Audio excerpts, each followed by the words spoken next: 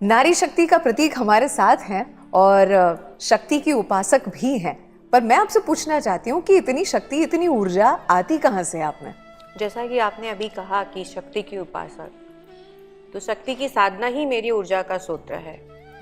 जब जब मुझे अपने आप में कहीं पर कमजोरी महसूस होती है तो मैं माँ को याद करती हूँ और शक्ति की उपासना से वो सारी ऊर्जा मुझे मिल जाती है उसी समय जी। और दूसरी ऊर्जा का मेरा सूत्र है मेरे बच्चों की मुस्कुराहट। जो मैं अंबाजी में जाती हूँ तो वहाँ जो मेरे छोटे छोटे बच्चे हैं उनके आंखों में देखती हूँ तो एक तो उम्मीदें और दूसरी उनके चेहरों की मुस्कुराहट। उम्मीदों को देखती हूँ तो मुझे लगता है कि इनकी उम्मीदों को पूरा करना है और अगर उम्मीदें उनकी पूरी करनी है तो ऊर्जा चाहिए और वो ऊर्जा फिर से मुझे माँ वहाँ पे दे देती है।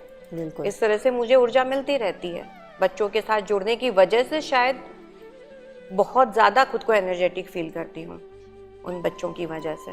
इतने सारे बच्चों को आपने नवजीवन प्रदान किया है, इसके लिए आपको प्रेरणा कहाँ से मिली? इस अगर संस्था की बात करें, ये बहुत बड़ी संस्था है और अपने आप में जब आपने विचार किया होगा कि मुझे ये संस्था को चलाना है या शुरुआत करनी है, ये अपने आप में बहुत बड़ा डिसीजन है। मतलब जीवन को झोंक देने का काम है ये तो। इसमें ऐसा है अर्चना कि ये शायद जीवन का एक मेरे लिए कोई प्लानिंग या कोई सोच से जुड़ा हुआ विषय नहीं है।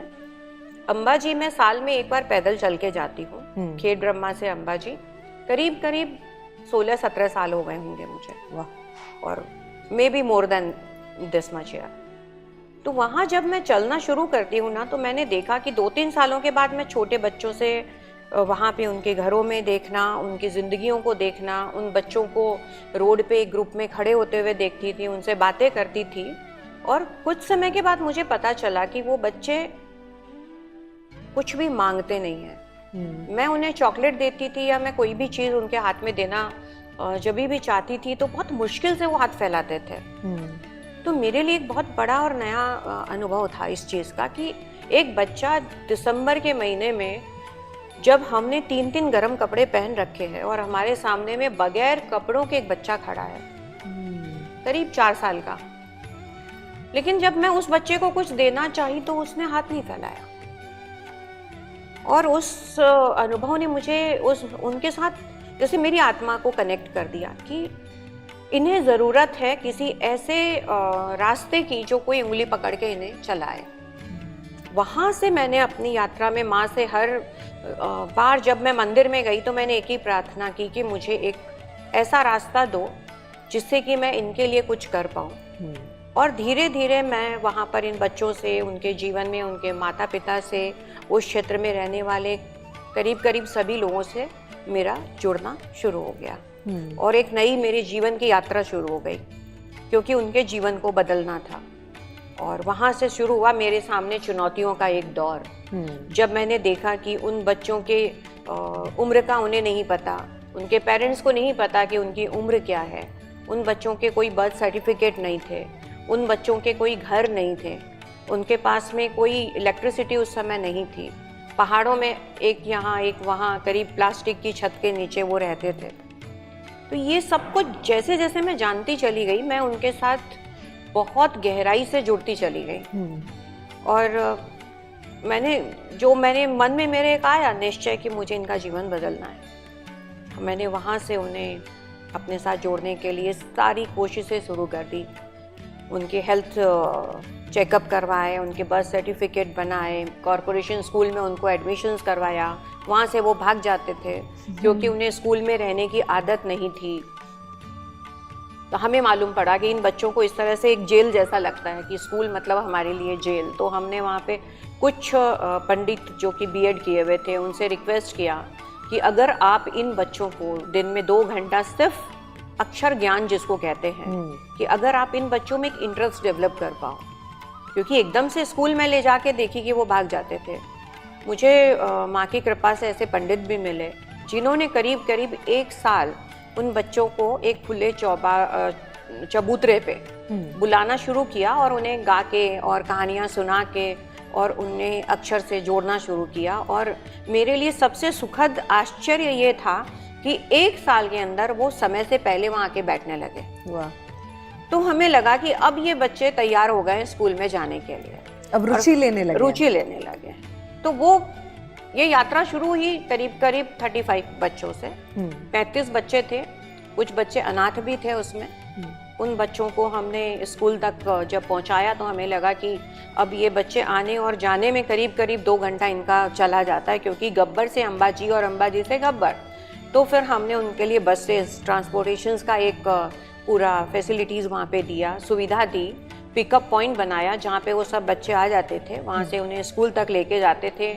लेकिन जब वो घर आते थे तो फिर उसी माहौल में वो कहीं ना कहीं वापस से उसी माहौल में कनेक्ट हो जाते थे, जिससे हमें उन्हें निकालना था। बिल्कुल। तब हमने सोचा कि क्यों ना हम इनके लिए पूरा ही दायित्व ले लें और एक हॉस्टल फैसिलिटीज़ के साथ स्कूल, फिर इनके अंदर जो भी भगवान से मिली हुई जितना भी इनके पास पोटेंशियल है उसको हम कैसे बाहर लाए। तो हमने वहाँ से एक नई यात्रा शुरू की। हमने और जितने भी लोग आपको देख रहे हैं उनके लिए ये बहुत नवीन है ये सब सुनना, क्योंकि ज़्यादातर लोग अपने जीवन में इतने व्यस्त होते हैं, वो अपने खुद के 1 बच्चे या 2 बच्चे इसको पालने में ही पूरा जीवन व्यतीत कर देते हैं, और वही उनका प्रश्न होता है कि मैं इनका ही भला कर पाऊँ तो बहुत है। तो आपने जो शुरुआत की थी, मतलब जब शुरुआत की होगी, कि आपने सोचा था कि 100 बच्चों और आज 150 बच्चों के जीवन को आप बदल के रख देंगी? नहीं, ऐसा कुछ भी मेरे मन में या दिमाग में नहीं आया था। उस वक्त जो वो 30-35 मासूम चेहरे थे मेरे सामने, मेरे लिए सबसे बड़ा लक्ष्य था उन चेहरों पे मुस्कुराहट लाना। और मैंने उसके लिए रात और दिन हमारी टीम बनती चली गई। श्री शक्ति सेवा केंद्र जो हमारा एनजीओ है वो वहाँ से बना, और उस एनजीओ के माध्यम से हम लोगों ने एक बहुत प्रॉपर सुविधाओं के साथ हॉस्टल बनाया, स्कूल में उनके एडमिशन्स करवाए, बैग पाइपर के जो प्रॉपर ट्रेनर होते हैं उन्हें दिल्ली से बुलाया, जो उनकी ट्रेनिंग करते थे। और ये बैग पाइपर का इसलिए मेरे दिमाग में आया क्योंकि मैंने जब उन बच्चों से पूछा कि आप क्या बनना चाहते हो, तो उन बच्चों का सबका ये कहना था कि हमें फौज में जाना है। वाह! तो देश के लिए जो उनका जुड़ा हुआ जज्बा था वो मेरे लिए बहुत ही एक आश्चर्य भी था, और मुझे लगा कि ये बच्चे पुलिस में या फौज में ही जाना चाहते हैं, आर्मी में जाना चाहते हैं। तो कहीं ना कहीं ये बैंड के थ्रू एटलीस्ट उनके अंदर का जो एक जज्बा है वो बाहर आएगा जब वो बैंड बजाएंगे। तो हमने बैग पाइपर बैंड की ट्रेनिंग उनको देनी शुरू की, और अनबिलीवेबल तरीके से उन बच्चों ने जो परफॉर्म किया, जो हम कभी सोच नहीं सकते। 3 घंटे, 4 घंटे, 5 घंटे की जो प्रैक्टिस होती है वो कभी थके ही नहीं, कभी बैठे नहीं, और बहुत सारे उसमें उन्होंने अचीवमेंट लिए हैं। और जिसमें कि 15 अगस्त को उन्हें बुलाया गया तालुका लेवल पे, जिला लेवल पे। फिर हमारे जो ऑनरेबल प्राइम मिनिस्टर हैं वो जब वहाँ आए तो हमें कलेक्टर ने कहा कि भाई आपके बच्चों को क्यों ना उनका वेलकम करने के लिए हम वहाँ ले जाएं। हमारे बच्चे वहाँ भी गए तो उन्होंने उन्हें मतलब लोगों के प्रभाव में वो नहीं आते, वो अपने ही ऑरा में होते हैं और बहुत बेहतरीन परफॉर्म कर पाते हैं। और सबसे बड़ी बात थी कि जब उनके बैंड पे लिखा हुआ था भिक्षा नहीं शिक्षा, तो प्राइम मिनिस्टर खुद चल के उनके पास आए और उन्होंने उन बच्चों से बात की कि तुम्हारे बैंड पे क्या लिखा हुआ है। और ये कोई प्रिपरेशंस नहीं था उनके लिए, पर उन्होंने जो जवाब दिया, उन्होंने बोला कि भिक्षा नहीं शिक्षा। तो उन्होंने उनसे पूछा कि इसका क्या मतलब है। उन्होंने कहा कि सर हम भिक्षावृत्ति में जुड़े हुए थे और आज हम ये बैग पाइपर बैंड लेके आपके सामने खड़े हैं। वाह! तो उन्होंने एक सवाल किया कि आगे क्या करोगे। तो हमारे बच्चों ने कहा कि अब न तो हम कभी भिक्षावृत्ति में जुड़ेंगे और न ही अंबाजी में किसी को भिक्षावृत्ति में जुड़ा हुआ रहने देंगे। तो उससे उनका आत्मविश्वास जो बढ़ा ना, वो हमें वहाँ पे देखने को मिला।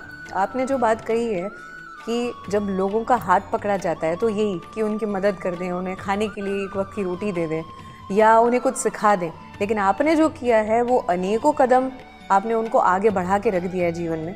जो आप बता रहे हो कि हॉस्टल वहाँ पर फॉर्म करना, उसके साथ साथ बैंड होना, स्पोर्ट्स एक्टिविटीज़ में उन्होंने इतना कुछ अचीव किया।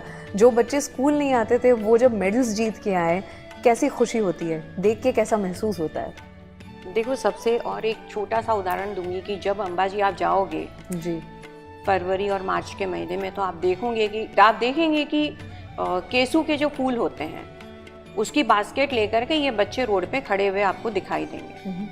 अब आप इनके जीवन के पीछे का वो उनकी हार्ड वर्किंग देखिए कि वो 40 फीट 30 फीट ऊंचे केसू के पेड़ के ऊपर चढ़ते हैं, वहां से उन फूलों को वो एक बास्केट में तोड़ के नीचे लाते हैं और वो बास्केट लेके वो रोड पे खड़े होते हैं और पूरे दिन में 10 रुपए की एक बास्केट बेचने के लिए वो सुबह से शाम तक वहां खड़े रहते हैं।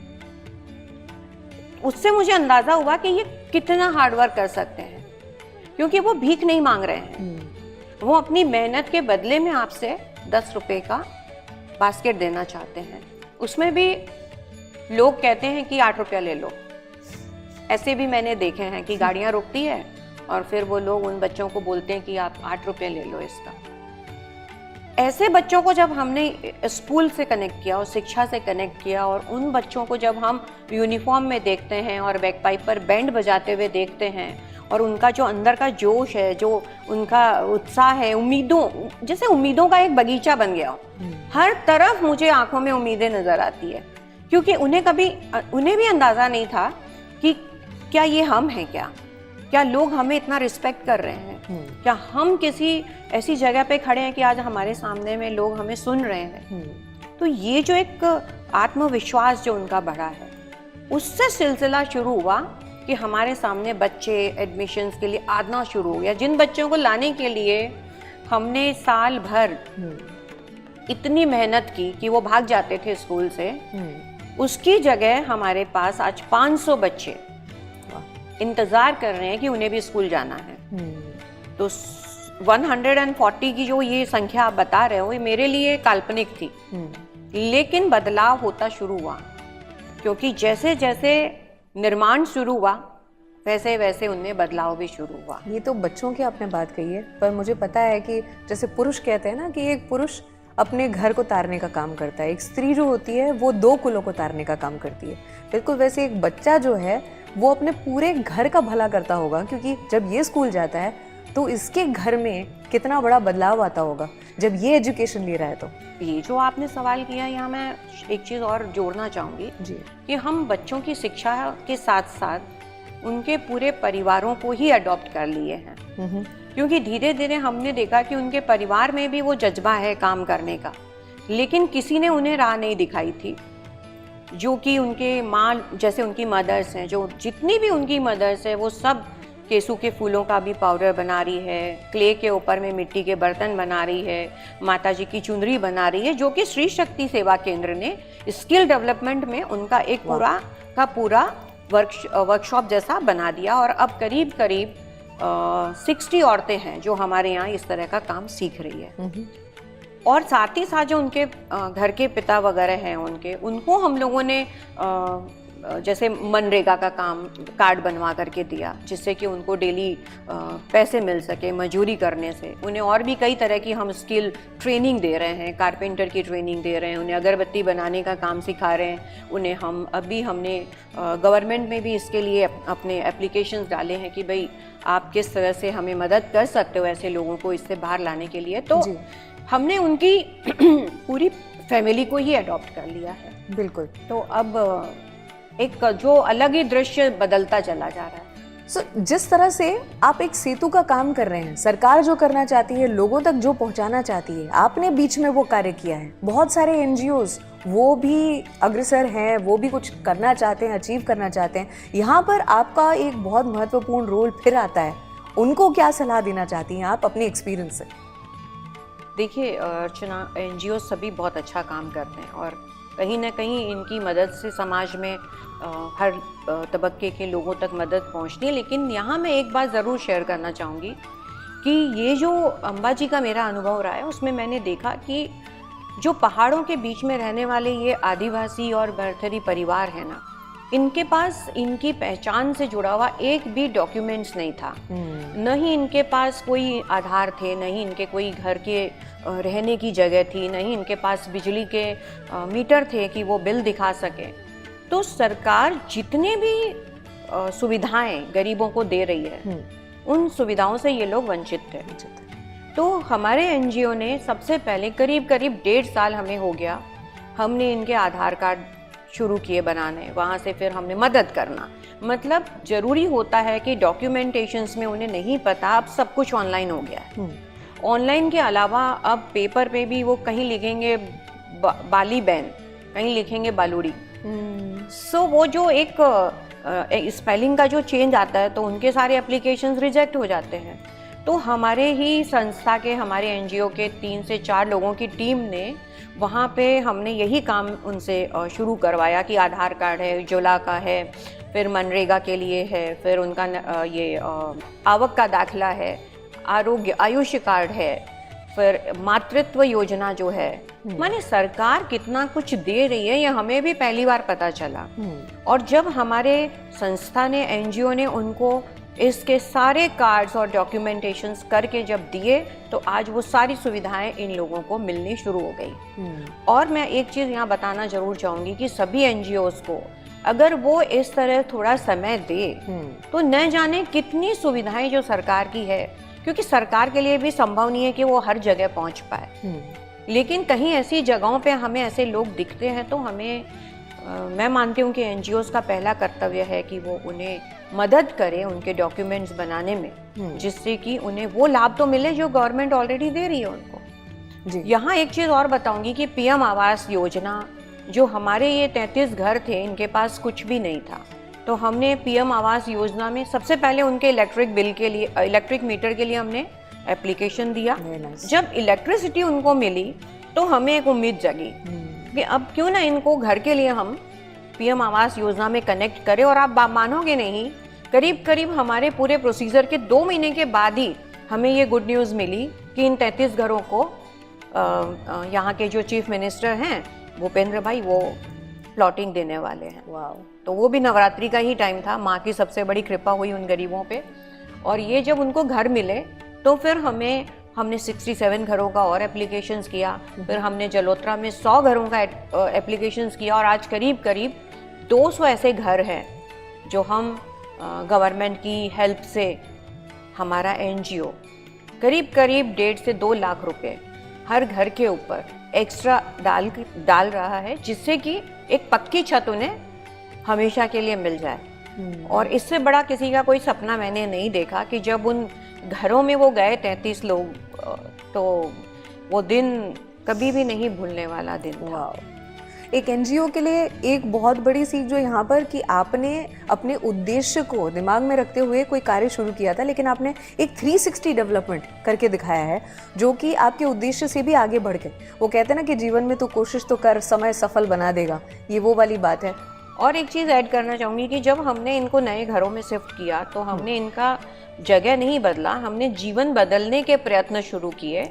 जैसे कि हमारे कुछ शिक्षक हैं जो सुबह जाते हैं और इन परिवारों को एक कॉमन ग्राउंड पे प्रेयर करवाते हैं, क्योंकि हमें उन्हें संस्कारों से जोड़ना था। और उन बच्चों को हाइजीन के, जैसे कि स्वच्छ भारत, तो यहाँ आसपास कहीं आपको गंदगी देखने को नहीं मिलेगी। हमने करीब करीब 500 ऐसे प्लांट्स हैं जो उनके हाथों से वहाँ लगवाए हैं। तो एक इन्वायरमेंट को भी किस तरह से, मतलब कि आप कुदरत को कैसे अपने सराउंडिंग रख सकते हो, ये भी हमने उनको जोड़ा। और वो लोग आज खुद अपने काम भी कर रहे हैं। धीरे धीरे वहाँ पे आप जाएंगे तो इतना सुंदर वातावरण आपको मिलेगा जो एक रोल मॉडल है किसी भी पीएम आवास योजना के लिए। अगर मैं तो गवर्नमेंट से भी चाहूँगी कि वो वहाँ का पूरी जो दिनचर्या है वो दिखाए लोगों को, कि सिर्फ घर बना के देने तक हमारा दायित्व नहीं है, क्योंकि वो लोग तो कुछ जानते नहीं है कि उन घरों में हमें रह के करना क्या है। तो उसके बाद भी एनजीओज का दायित्व होता है कि ऐसे लोगों को जीवन जीने में मदद करे और जीवन बदलने में मदद करे, जो कि हम कर रहे हैं। घर जो है वो प्रेम और संस्कारों से बनता है, आप वो भी सींचने का काम कर रहे हैं, बहुत बढ़िया। मैं यहाँ ये सोच रही हूँ कि सिर्फ 140 बच्चों को अभी तक मौका मिला है, पता नहीं न जाने कितने वहाँ पर बच्चे होंगे जो अभी भी इंतजारी में होंगे कि हमारा भी जीवन बदले।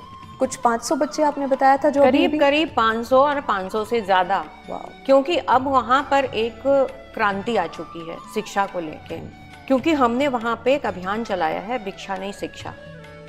भिक्षा नहीं शिक्षा जो अभियान है वो हमारा आज सबसे ज़्यादा चैलेंजिंग जॉब है, जहाँ हम अंबाजी को संपूर्ण बाल भिक्षावृत्ति मुक्त अंबाजी बनाने की दिशा में काम कर रहे हैं। तो करीब करीब ऐसे 500 बच्चे हैं जिन्हें अगर हम स्कूल तक ले जाते हैं तो हम गर्व के साथ ये कह पाएंगे कि अंबाजी के अंदर एक भी बच्चा भिक्षावृत्ति से जुड़ा हुआ नहीं है। लेकिन अब हमें यहाँ जरूरत है लोगों के साथ और सहयोग की, क्योंकि अभी तक जो कुछ भी हमने किया वो श्री शक्ति सेवा केंद्र ने अपने तरीके से हर चीज़ों को बनाया और सामना किया और लोगों की मदद मतलब कि अपने टीम की मदद से उसे पूरा किया। लेकिन अब हमें फंड रेजिंग की तरफ भी जाना पड़ेगा। अब हमें समाज को भी ये बताना पड़ेगा कि ऐसे बच्चों के लिए आप क्या कर सकते हो, और अगर आप कुछ करना चाहते हो तो आइए हमारे साथ जुड़िए और एक जीवन बदलने में हमारी मदद कीजिए। और अंबाजी जो माँ शक्ति का सबसे बड़ा जागृत धार्मिक स्थल है, शक्ति पीठ है, अगर वो बच्चों की भिक्षावृत्ति से संपूर्ण मुक्त हो जाता है तो इससे बड़ा गर्व, इससे बड़ा पुण्य, इससे बड़ा धर्म कर्म जो भी आप करना चाहते हैं जीवन में, वो सारे पुण्य यही मिल जाएंगे एक ही जगह पे। बिल्कुल। तो आइए और आके अंबाजी को संपूर्ण बाल भिक्षावृत्ति से मुक्त करने में हमारी मदद कीजिए, हमारे साथ जुड़िए, क्योंकि वो बच्चे हम सबके हैं। बिल्कुल। वो सिर्फ किसी एक संस्था के नहीं हो सकते। मैं यहाँ चाहूँगी कि आप थोड़ा विशेष बताएं कि एक इंडिविजुअल या एक संस्था आपके साथ जुड़ के कैसे इस कार्य को और आगे हम ले जा सकते हैं। आप क्या चाहते हैं? देखिए, भिक्षा नहीं शिक्षा अभियान में अगर आप जुड़ते हैं तो उसके लिए हमने रजिस्ट्रेशन करने शुरू कर दिया है जी। तो करीब अंबाजी के भी लोकल 50 से 100 ऐसे सिविलियंस हैं जो हमारे साथ कनेक्ट होकर के काम करना चाहते हैं। वैसे ही आज अहमदाबाद है और बड़े शहर हैं और बड़े सिटीज़ हैं, उन सब में अगर लोग आगे आए तो इन बच्चों को अडॉप्ट कर सकते हैं।